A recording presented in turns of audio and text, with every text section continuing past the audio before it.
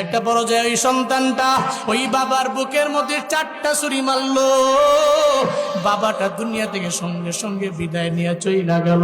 গত 2-3 দিন আগের ঘটনা একটু দেখছেন আপনারা সোশ্যাল মিডিয়ার মধ্যে। ভোলাতে বাবাটা মাদ্রাসার মধ্যে পড়ায়, মাদ্রাসার সমস্ত শিক্ষার্থীদেরকে সে ভালো কিছু শিক্ষা দেয়।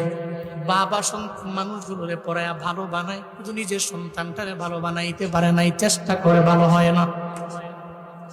এত পরিমাণে অন্যায়কারী হয়ে গেল, জুলুমকারী হয়ে গেল, গেমসের প্রতি এত আসক্ত হয়ে গেল। দেখবেন বাবারা চায় সন্তান মোবাইল চালায় নষ্ট না হোক, সন্তান গেমসের প্রতি আসক্ত না হোক।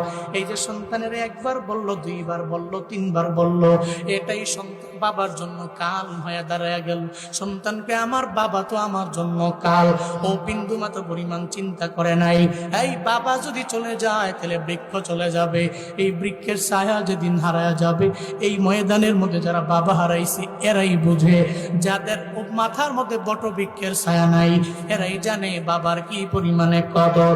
কিন্তু ভোলার ওই সন্তান বুঝে না, সঙ্গে সঙ্গে চিন্তা ভাবনা করে নিল আমার বাবারে দুনিয়া থেকে বিদায় করে দেওয়া লাগবে। একটা পর্যায়ে ফিল্মি স্টাইলে অনলাইন থেকে একটা ছুরিও কিনে আইনা যখন তার মা নানির বাড়ি চলে গেল, রুমের মধ্যে যাইয়া হঠাৎ করে রাতের বেলা বাবার রুমের দরজার মধ্যে করা নাড়ে। বাবা ঘুম থেকে ওইটা দরজাটা খুলতে দেরি, সঙ্গে সঙ্গে বুকের মধ্যে একটা ছুরি লাগায়া দেয়।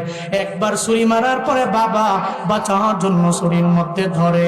এই সন্তান বাবারে মারে, সন্তান বাবারে মারে, সন্তান বাবারে মারে। বুকের মধ্যে একটা ছুরি লাগাইছে, বাবা হয় ছুরির মধ্যে জোরে ধরছে, ধরার পরেও সে ছাড়ে নাই। একটা পর্যায়ে ঘুমের মানুষ, ঘুম থেকে জাগলে তো কোনো হিতাহিত জ্ঞান থাকে না।